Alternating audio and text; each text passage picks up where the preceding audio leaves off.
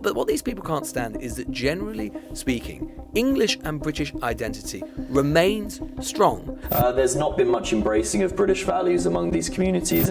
Actually, very, very often, as is seen in immigrant community after immigrant community, they are absorbed into the UK and they become deeply British. And actually, when they do really identify as deeply British or deeply English, for example, like Rishi Sunak or Sadiq Khan, these bastards, these idiots, turn around and tell them that you're not British and you're not English.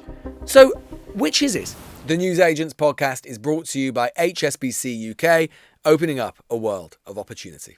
Mr. President, you've said the war is, quote, very complete, but your defense secretary says this is just the beginning. So which is it, and how long should Americans be prepared Well, I think for you could this war say to it last both. for? It's the beginning of building a new country, but they have no Navy, they have no Air Force, they have no anti-aircraft equipment. It's all been blown up. They have no radar, they have no telecommunications, and they have no leadership. It's all gone. That was Donald Trump last night at one of his golf courses discussing the war in Iran. And the thing about Donald Trump, he can both be inconsistent, incoherent and contradictory, but yet be utterly clear about what he wants. And it's clear he's wearied of the war in Iran. This may or may not have something to do with the fact that yesterday the price of oil reached $120 a barrel. The same day that Trump said that he thought that the war is very complete. A simple question. Has Trump bottled it over Iran? Welcome to the Newsagents. It's John. It's Lewis.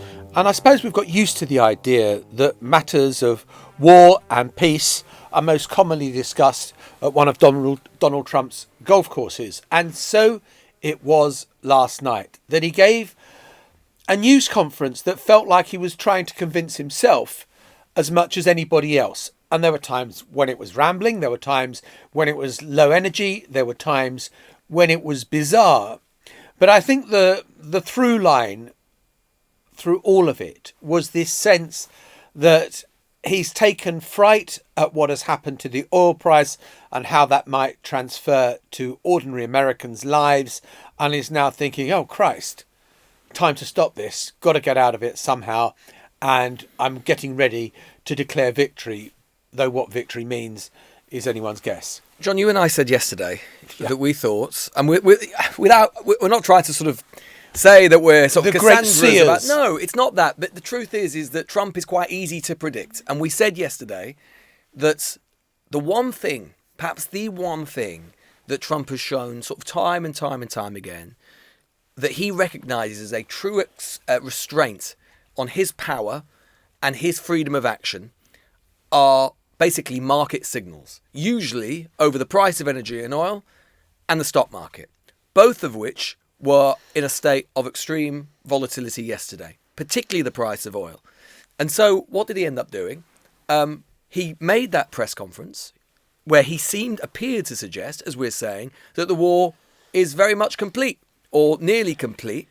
And lo and behold, the price of oil starts to stabilise. Markets internalised it as precisely the idea that Trump had been basically scared by them into bringing the war into an early conclusion. This was Trump, I think, yesterday, at one of the, even by his standards, the most confusing, the most rambling, and frankly, the most downbeat, the most dispirited, the most punctured that I've seen him actually for some time. Exhausted, I think. He's offered contradictory justifications for the war. He's offered contradictory accounts for how it came about. And he did all of that once again, compressed into that press conference yesterday. I think when you and I said yesterday that he would get scared by the market sooner or later and then just declare victory in short order, I think you and I probably thought that would probably take place over the course of the next week, not the next few hours. But as ever with Trump, things happen on double or triple or quadruple time. And I think what yesterday was about was a clear signal that he realises, I think, on some level that he lost control. And I think on some level is perhaps regretting at least an elements of this action. I thought it was very interesting how he started to talk about how many others had backed the idea, had come up with the idea and had persuaded him of it, including this exchange here where he talks about Steve Witkoff, his sort of foreign affairs guru, Jared Kushner, his son-in-law, and Pete Hegseth, the Defense Secretary or War Secretary. Listen to this. The situation was very quickly approaching the point of no return, and the United States found it intolerable, in my opinion, based on what Steve and Jared and Pete and others were telling me, Marco, so involved, that I thought that they were going to attack us. I thought they would, if we didn't do this at the time we did it, I think they had in mind to attack us. Just think about that for a moment, that they were about to attack us and they were very close. In other words, they were close to getting a nuclear weapon, which underscores what total bullshit it was that we heard after the 12-day war last June, when Trump said they had destroyed their nuclear ambitions with those successful strikes at Fordo and other places where there was a nuclear facility that Iran held. So either he was talking absolute nonsense last June. I think there is absolutely no evidence to back up what Donald Trump said then. And there was another point in the news conference, and this is one of the points of contention that will be relitigated, I'm sure, which is of the cruise missile that hit the school, killing 140 school kids. And Donald Trump is saying, well, that might have come from another country. And it's possible another country. Well, the only countries that have got Tomahawk cruise missiles are America, the British, and the Australians. I don't think we've been selling Tomahawk cruise missiles to the Iranian regime, which is what Donald Trump seems to be alleging. And again, you just think, there's no factual basis for any of this. I sat there wondering, is anyone taken in by this? I mean, I know Donald Trump is given a lot of latitude. I know the mantra that we are to take him seriously and not literally.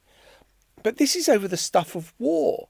And you just feel, I don't buy any of this. And at one point, he was asked by a reporter that you promised the Iranian people that you would help them. And he says, will I help them?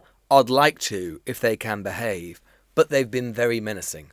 So again, something else that he's put forward over the course of the last few weeks, and a lot of the neocons in particular, and the right-wing commentators, have lectured the rest of us about how much more caring they are about the plight of the Iranian people, which is profound and appalling, and they've had to deal with this regime for decade after decade, this murderous, barbarous regime, and then have portrayed Trump as the guy who wants to finally liberate them from the crushing yoke of the Ayatollah, now replaced by his son, of course, the 86-year-old man, replaced by a younger version of himself. But in fact, it's very, very clear that this isn't about the Iranian people. Indeed, Trump has said throughout, even in the run-up to the bombings, he'd said throughout that actually if the Iranians had if the Iranians had done what he'd wanted, the Ayatollah would still be in place now because he would have cut a deal. So again, the endless mutating, shape-shifting justifications of the war, I think, basically reaffirm the wisdom of all of those, including Keir Starmer, who were pretty sceptical about it from the first place. So that bit that he said, that kind of Q&A that you refer to there about, what about helping the Iranian people? And he sort of said something like, if they behave themselves. I thought he'd misunderstood the question. I thought he was asking a question about the regime, but it was just... I'm sorry, it was just incoherent. What he said, what does he think that the protesters have been naughty in protesting against the regime? No, I don't think I just don't know what he meant. It was one of those things where I just cannot fathom what it is you're trying to say here, Mr. President. But also, just to go back to that thing where he said, look, based on what Steve and Jared and Pete and others were telling me, Marco is also so involved, Marco Rubio, the Secretary of State, I thought they were going to attack us. Now, the way I see that is as follows. There's only real two possible conclusions from that, right? Which is that, one, the four of them, including these New York property developers and a Fox News host, are the genesis of this war and persuaded the president that the Iranians were imminently about to attack the United States, something that Trump himself told us, as you say, John, was impossible only 9 months ago because they had, quote, obliterated the Iranian nuclear threat. So either they persuaded him of that obvious falsehood, in which case he was basically being manipulated, or they didn't really try and persuade him, and Trump is trying to shift and pass the buck, already probably perceiving that this has not gone as he thought, i.e. Venezuela Mark II, and the political consequences are way worse. He's already trying to shift the blame and pass the buck, as Truman famously said he would never do, onto those around him in terms of the genesis of the war. That's how I read that. And I think that tells you something about the psychology of Trump, one way or the other. Either he's been manipulated into something that clearly I think was a mistake, or he's already passing the buck. So I think I think the origins of this war are quite simple to understand. And Netanyahu, we should say, added on to that as well. Yeah. Exactly. And that is that Mossad probably had gathered amazing intelligence on where the Iranian leadership were going to be, what they were doing, when they were due to meet, and where and at what time. The Americans were brought in on that intelligence. They did it, checked their own sources via the CIA, found it to be true, and thought, right, let's take them out, roll the dice. And they roll the dice, and then Iran fires back. And it doesn't just fire back at Israel, it fires at the Gulf states, it fires at Azerbaijan, it fires at Cyprus, it fires at Turkey. And suddenly you've got this spreading outwards, and you've got the Strait of Hormuz more or less closing. And so America goes for more bombing and more missiles. And so it goes on, as it has done for the last 10 days. And shock horror, fuel prices have gone up. And so what has started where Donald Trump thought, oh, this is really simple. We'll just take out the leadership, and just like in Venezuela, we'll get a new leadership and they'll be a bit better. No, the whole thing has been based on a miscalculation. I think probably if you're Israel, you're quietly satisfied that the neighbour that had the power to really attack and destroy, via its proxies and via Iran itself, has been weakened. Very much so, but I don't know what America has won from this. Well, again, I think Israel. I agree. I mean, in its own short term, on a short term basis, the Israeli government probably has the most to be happy about this. Netanyahu probably has the most to be happy about with all of this. There are talks in Israel of early elections. Netanyahu thinks that in the immediate wake of this, the elections were due in the autumn, but there is talk. I read that Netanyahu might bring that forward to June or July in an attempt to try and enjoy any kind of post-war haze, or sort of enjoy a sort of post-war glow that he might get from that electorally. I think there are some people who still think that's relatively unlikely, but nonetheless, it feels to me so often at the moment as if, and we've seen this in geopolitics over the last 12 months or so, is that, we are reminded that we talk a lot about the special relationship with the UK and the US. There's only really one special relationship, and that's the US and Israel. And in particular, under Trump, we are seeing the relationship between Netanyahu and Trump, which, a lot of us thought that Trump might use some of his muscularity, which looked like it was possible in the early days of the conflict with the ceasefire, to bring Netanyahu to heel a little bit. I think it's been shown that actually it's the other way around. And time again, it is to use your phrase, John, it is the Israeli tail which is wagging the American dog. And not just the American dog, but the Western one. I mean, the entire Western world, the entire world really is being convulsed as a result of the security needs as the Netanyahu of the Israeli state, as Netanyahu sees it. Now, that might be legitimate or not legitimate, but there can be no doubt that the way that Netanyahu perceives the Iranian threat is driving so much of this. Yes, look, Netanyahu is the most formidable political operator. I mean, could anyone have imagined that after October the 7th, when the most shameful day for national security terms for Israel, that Hamas was able to launch this murderous attack in southern Israel and kill over 1,000 Israeli and take 300 or 400 people hostage in that dreadful day, that he would be back able to think about going to the country early in a general election because this is my moment. So, Netanyahu's ability to kind of rebound is phenomenal. But even if the last airstrike is called off by the time you listen to this podcast this evening, we still don't know what the long-term implications are going to be for the Gulf region. Do Bahrain, the UAE and Qatar feel that this has been a good operation by America and it's improved the situation? Or do they think that America has actually let us down here, has kind of led us halfway up, and maybe it's time to reevaluate our relationship with Iran? Maybe it's time to reevaluate our relationship with Israel because, frankly, we had been getting closer, and maybe that's not a great place to be. So all of these pieces are yet to settle. The kaleidoscope has not kind of formed its shape yet. And I just do think that it's, we don't know what the consequences of this are going to be. And Donald Trump is just looking at the shortest of shortest term thinking on this. What's the oil price? Does this affect my prospects in the midterms? Well, I mean, the thing is, John, of course, is that Trump might declare victory and say that's it, and that it is very complete. Not you can be very complete, but nonetheless. But of course, the thing is about a war is that there are two parties to a war. Yeah. So Trump might say that it's over. The Iranians might not agree that it's over, because the Iranians might think that right now, yeah, their back is against the wall. Yes, they've been degraded militarily, but they might have some interest as the regime in continuing to prosecute the war and weakening the United States in, as they've very successfully done, spreading this conflict across the entire Middle East and causing instability. And I will just note this as well, is that, look, if the aim of this, let's just judge it on what Trump said when this war began, which was, he said it was about regime change. Yeah, the Ayatollah is dead. He's been replaced by his own son, a younger, as I say, version of himself. And what have we seen on the streets of Iran over the course of the last few days? Yes, there's no doubt, huge as there always has been, distasteful hatred of the regime. There have also been the hardliners, the supporters of the regime, turning out for the Ayatollah in the wake of his death, so showing their support for the new supreme leader.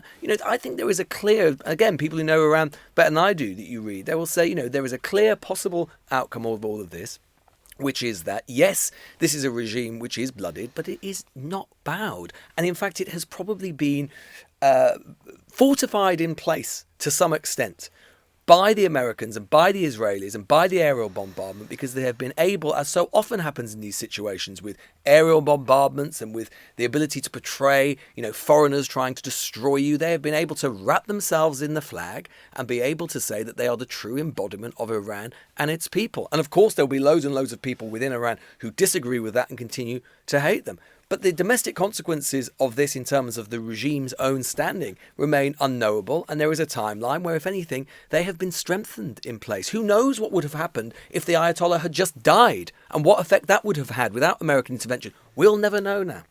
Yeah, and, as you say, Lewis, Iran has to play ball as well here and say, OK, yeah, you stop firing, we'll stop firing. What if they don't? What if they still threaten the Straits of Hormuz, through which 20% of the world's oil and LNG flows? Well, there ain't going to be a deal now, is there? I think we can say that for sure. Yeah, I mean, maybe there wouldn't have been anyway, but we can say there definitely won't be now. So I think from that point of view as well, you think, well, have we ended uncertainty? I mean, look, Donald Trump probably did what he wanted to do last night, which was to lower the oil price by the words that he said about saying that, we've achieved more or less totally our war aims, and this, operation succeeded, and therefore we can move on. But I still think this still has so much uncertainty to play out. You said earlier, Lewis, about Starmer and how this vindicates the position he took. And if we are to say that there is a victory for Britain in this, there is one area where I think we've been made to look ridiculous, and that is in terms of our defence forces and the fact that HMS Dragon is still in the naval dockyard at Portsmouth, still unable to leave port, despite this being over a week now since we said we would deploy. And you look at what the French are doing in terms of the frigates that they have deployed and talking about escorting shipping through the Straits of Hormuz, we look pretty small and inconsequential. And that is not to decry or diminish the heroics of our air crews who are out there and, trying to take out Iranian missiles you ain't and Kemi drones. Badenoch. Sorry? You're not Kemi Badenoch. I know, but look at it. I mean, it does look like our defence force.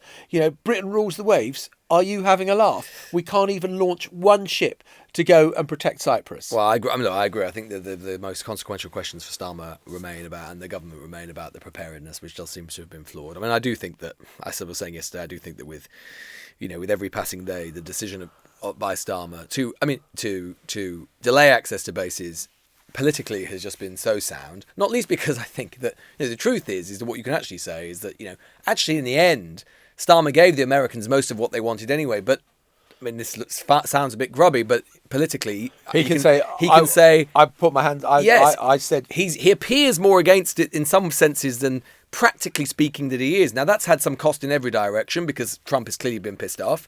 But he's way less pissed off than he would have been if we just said no access to the bases at all under any circumstances, as critics of Starmer's left would have done. So I think that, and Starmer, as I was saying yesterday, doesn't own any of the economic damage that will happen, which he would have done if he had been seen to back Trump more. So I think that, politically speaking, at least, I can see why he and his cabinet, and it seems his cabinet were particularly strident on this, were absolutely completely right to be very wary of the political consequences of this, not least because what is the gain for them anyway, as we're discussing, what is the gain? One other thing, just in terms of the geopolitical gain, you talk about the oil price, John, what happened yesterday as part of Trump's effort to try and stabilise the oil price? Well, he said that the US, the Trump administration, will lift sanctions on some oil-producing countries to keep energy prices down amid the US and Israel's war on Iran. Which principal country are we talking about? Let me guess. Is it a big country? It's a big country, yeah. Eastern Europe? Yeah, and the rest. Yeah. Eurasia, Russia. He had a 3-hour conversation with Vladimir Putin, and after that conversation, that is Trump administration announced that they were lifting certain sanctions which have been in place since the start of the Ukraine war. The big short-term winner out of all of this is Vladimir Putin. Another thing I'm sure, which would have been weighing on the minds of the British cabinet when they were discussing this a couple of weekends ago. And you talk about the position that Starmer got himself in, which, and you say there is political upside for him to have shown a certain reluctance towards the war. What about the internal politics in America? Because, of course, at the moment, you've got Trump there, who's got, 3 years to go until he's out of office. And you've got Marco Rubio hoping to succeed him, the Secretary of State. And you've got J.D. Vance, the Vice President. And Trump was asked this question at his news conference yesterday. Points of disagreement between yourself and your Vice President when it comes to U.S. action in Iran? I don't think so, no. No, we get along very well on this. He was, I would say, philosophically a little bit different than me. I think he was maybe less enthusiastic about going, but he was quite enthusiastic. But I felt it was something we had to do. I didn't feel we had a choice. If we didn't do it, they would have done it to us. So I guess what you're going to have now is J.D. Vance thinking, I've probably played this quite smartly as well, because Rubio is the most closely identified with the war, and J.D. Vance, we understand, a little more sceptical. Yeah, I don't think that that Vance will be remotely unhappy, given what we know about the inclinations on these matters of the MAGA base, that he is known to have been sceptical about this. Someone else who's proven to be more sceptical than perhaps when he started, at least. It's very interesting to have watched this over the last couple of weeks. We start off with this drumbeat of war, particularly from the right of politics and in the right-wing papers. Very interesting to note that Reform have been on a bit of a journey on this, where initially, I interviewed people from Reform that first weekend on LBC about whether or not they backed the war. I had Richard Tice telling me that it was disgraceful that Starmer had not sort of fully throated back the Americans. And I note that since then, Robert Jenrick and Nigel Farage have made it clear that they think it's probably a bad idea to be getting involved in these foreign conflicts. This is Nigel Farage talking about this just this morning. The country is clearly racked with anxiety over the Iran war, and Reform can't get a consistent position. Robert, you said you didn't think it was necessary for the UK to join the bombing, but Nigel, you said we should do all we can to support US military action. Richard Tice said Reform would use the RAF to bomb Iran, and Andrew Jenkins says don't rule anything out. Keeping British people safe and secure is any government's number one priority. But if you can't even agree a position amongst the leadership, how do you expect people to trust your national security? Well, I tell you what, given that we can't even send a Royal Naval vessel to defend British sovereign territory and an RAF base, we certainly don't have the capability to offer anything of any value to the Americans or the Israelis. So defending the base, recognising the catastrophe that is now the Royal Navy, and by the way, President Macron is really, frankly, showing the humiliating state that we've sunk to today with his very decisive actions and his intention to help clear. Quite remarkable, really, turn around in the space of a fortnight. And I think part of that is because, part of it, I think it's because of the economic consequences which have started to flow. I think part of it is because even they have recognised that the aims of the war are extremely unclear. And also there's a certain political gravity. There has been a complete mismatch between where a lot of elite political commentary has been in this country, a lot of where the papers have been, who have been deeply bellicose, Starmer being accused of being a coward and all of this sort of stuff, and actually where public opinion is, something that Farage in particular is usually very good at being able to suss out and assess. Actually, the truth is that public opinion, as we were discussing last week, is highly sceptical of this war. In fact, since the polling started at the beginning of the war, 10 days ago or so, it has hardened, I think, by another 10 points against Trump and whether we should be supporting him on it. Can I give you some business news now from Florida? Please do. I just thought we'd have a little section. Are we invested in something? Well, yeah. Well, not me personally, but there is a company called Power Us which makes drones. Donald Trump has announced that they can no longer rely on Chinese drones, and he wants to support the growth of an American drone industry, which is understandable in the US. Well, there's a company called Power Us which has now got a merger going on with a publicly traded golf course holding company. Do you want to have a guess who the directors are of this golf course trading company? Is it Jeremy Corbyn? No, it's Is it Zara Sultana? No, it's Eric Trump and Donald Trump Jr. So they're going to be bidding for government contracts to produce drones. And the CEO of Power Us has said to the Wall Street Journal, is certain that the drone market is certainly going to grow faster than, say, golf courses are. I think that's fair. I think that is some market insight, in fairness. Exactly. You can't knock it. You can't knock it. Where's that conflict of interest? Oh, look, it's getting bigger. So, there it is. We've got a Pentagon contract up and we've got a company called Power Us. Does anyone know anything about it? They seem very good. I'm sure they'll do very, very well. We'll be back just after this. Right, we just thought we'd bring this to your attention and discuss it a little bit. We've talked a lot on the show, I would say particularly over the last 18 months or so, of the what started as shifting, but I think it's fair to say is now galloping Overton window around questions of race and ethnicity. And just a reminder, when we talk about the Overton window, we're talking about basically what is kind of acceptable to say in politics, the sort of ideas which are deemed able to contest, not beyond the pale. And we have talked a lot about how quickly those parameters have shifted, how once completely fringe and conspiratorial ideas, things like the Great Replacement Theory, for example, which were confined to the outer extremities of the solar system of British politics, now sit at its very heart, particularly on the right of British politics, how these ideas have been normalised. I don't think there could have been a better example of that process than something that was seen on GB News, I think,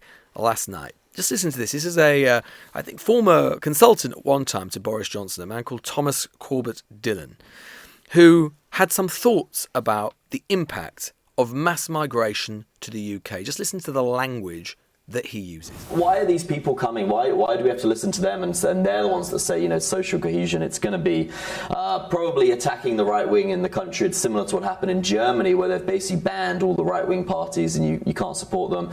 I'm sure they'll be going after the Restore party. I'm sure Reform will get some attacks too. So yeah, I think you're right. And it is interesting in America, as you say, they don't really have as many isolated communities. In Birmingham in England, you've got the Muslims that basically just live in there. They all speak the same language. They live in their own little world. You don't really get that in America. When people move to this country, they tend to integrate pretty well. You kind of embrace America. There's not been much embracing of British values among these communities. And I hate this idea that England is just like a no man's land. It's like, no, there is an indigenous population that have lived on that island for thousands of years. And, if this was happening in any other place around the world, everyone would be defending and saying, wow, there's a genocide happening in this island because it is being taken over by different people that are not indigenous to that land, and I think that's a sad thing to happen. So I think genocide, is that a bit of a harsh word? I mean, white Brits are still the majority in the UK. Yeah, currently, give it 10 years, give it 20 years. I mean, yes, if this was happening, if there was an island of indigenous people in, the Pacific, and all of a sudden a bunch of white people moved there and were having babies, and the number one name in that country became Tom, all of a sudden the UN would be there and saying, this is outrageous, that's an indigenous island, those people have rights. But do it to England and no one seems to care. I think that's a real shame. I'm flabbergasted. The idea, well, genocide, isn't that a little bit harsh? A little bit far? Well, That's balance, isn't it? I mean, a little bit far. I mean, how many tens of thousands of indigenous Brits have lost their lives in this slaughter that has taken place, which seems to have passed me by? Maybe there's a conspiracy by all the conventional news channels that we haven't been covering the mass murder of Britons on the streets by foreign invaders. We're sort of joking, but I mean, it's genuinely offensive, and not only that, but I mean, I'm just surprised that we are at a point where that sort of idea can be deemed respectable and can be deemed to be part of the sort of normality of debate. I'm all for debate about all sorts of ideas. I am. I'm not one of these people who believes that debate should be shut down and so on. But for a channel regulated by Ofcom to broadcast the idea that mass migration equals genocide with the most gentle of pushbacks, I think does show the extent to which so much of the conversation on the right of British politics in particular has become deeply, deeply radicalised. That wasn't just great replacement theory thrown in there. I mean, that was lurking at the very centre of it. They didn't talk about it in those terms, but it was right at the centre. But then to go one further and say that if this were happening in any other part of the world, this would be a genocide, is just the most extraordinary radicalisation. And it is dangerous. It's dangerous. It's dangerous because, it precludes the idea. It precludes the idea that people who are moving here and become British and their children can become British. It suggests that they are an invader and they are trying to destroy native British culture, for which, by the way, despite the fact, of course, we talk about it all the time, there are pockets of the country where there are integration problems, and you can talk about that, and we shouldn't be afraid of that. But to suggest that that represents genocidal intent is grossly extreme, and it is grossly offensive. I just hate the misuse of the English language like that you can describe immigration as a genocide.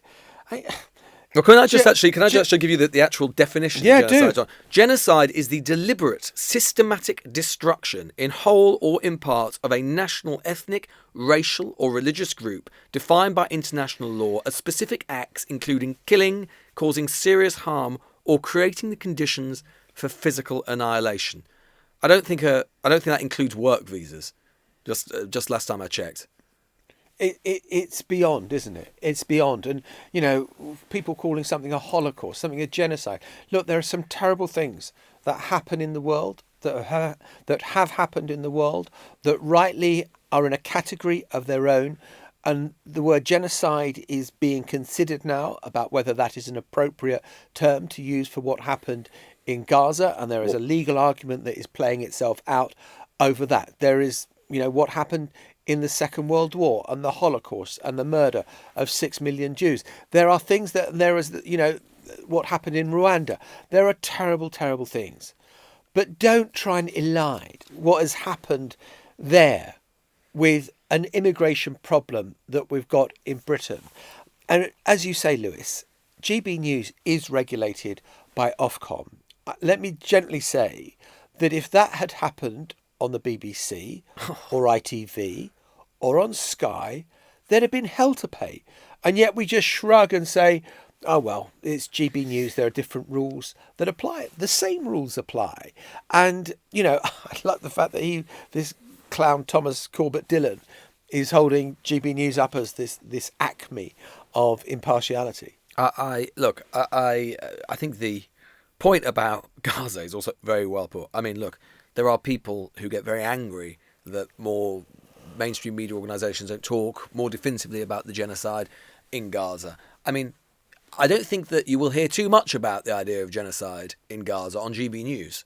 And yet, I think we can say that if there is a great credibility to the idea of genocide in Gaza or what is happening in the UK, I think we can pretty safely say that there is greater credibility to the idea that the Israeli government have committed genocide in Gaza than the British Home Office inviting care workers or doctors or nurses or engineers or students amounts to genocide in the UK. It's just fantasy. It's this dark fantasy that somehow English identity or British identity is being curtailed or destroyed. It's not. That what these people can't actually stand. What these people can't stand is problems that exist notwithstanding. We ought not to be too dewy-eyed about it. But what these people can't stand is that, generally speaking, English and British identity remains strong.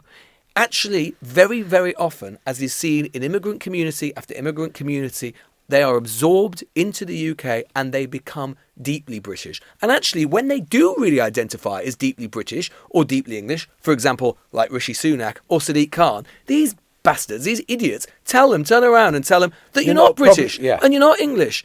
So, which is it?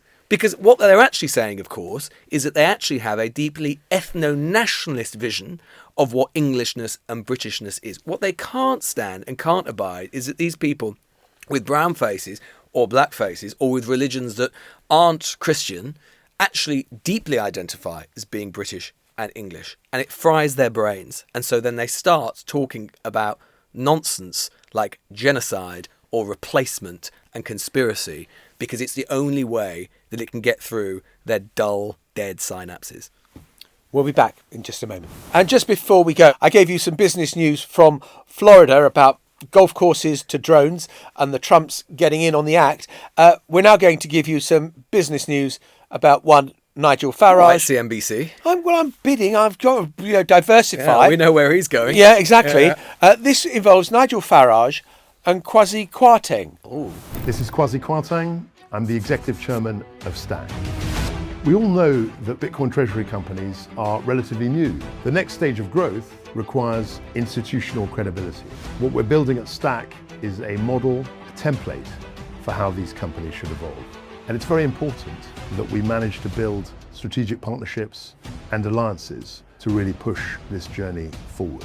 I'm delighted to announce the participation of Nigel Farage and blockchain.com. Nigel Farage is a great political disruptor, but beyond all of that, he's someone who has championed Bitcoin over many years, and we're delighted to have him. Already, blockchain.com has established itself at the center of the Bitcoin ecosystem, made trillions of dollars of transactions in its history, and we're delighted to welcome them on board. To have a senior frontline politician, but also someone who's passionate about financial services, and to have one of the great cryptocurrency companies together working with us is not only a privilege, but a huge endorsement for what we're trying to do. From my own personal point of view, I think this is one of the most exciting developments in the financial architecture of the United Kingdom. Taking investment advice from Britain's worst chancellor there.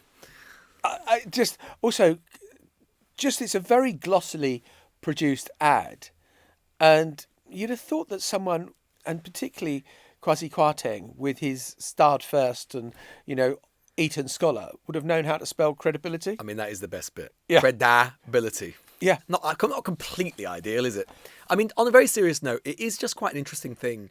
I just can't remember any equivalent of a company advertising a sort of leading British politician, an MP, but investing in a business, particularly a politician who is leading in the polls and tells us that they're likely to be Britain's next prime minister. I mean, the obvious potential conflict of interest in that, even if no wrongdoing is involved, the obvious potential conflict of interest is profound. Normally, when politicians are preparing for office, they divest themselves of their investments. They put them into blind trusts or whatever it happens to be. I just can't remember anything quite like it. Well, there is a through line, isn't there? Well, from the Trumps and, going from golf course management into drone manufacturing. Well, and crypto. Crypto. Trumps have become huge investors in crypto and done very, very well out of it. No one has shown how to monetize power better than Donald Trump, I would say, in all human history.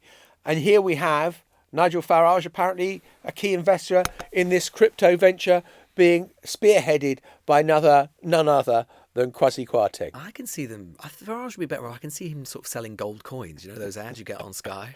Sort of only 5,000 have ever been produced of these special King Charles Memorial coins or whatever it happens to be, you know. I think you need to diversify what you're watching, Lewis. I could see you flogging those coins. When Michael Burke finally decides to stop doing it, I can absolutely see that just for £99, this £5 coin can be yours. Who's the mug? Not John Sopel. We'll see you tomorrow. We'll see you tomorrow. Bye-bye. The Newsagents. This is a Global Player original podcast.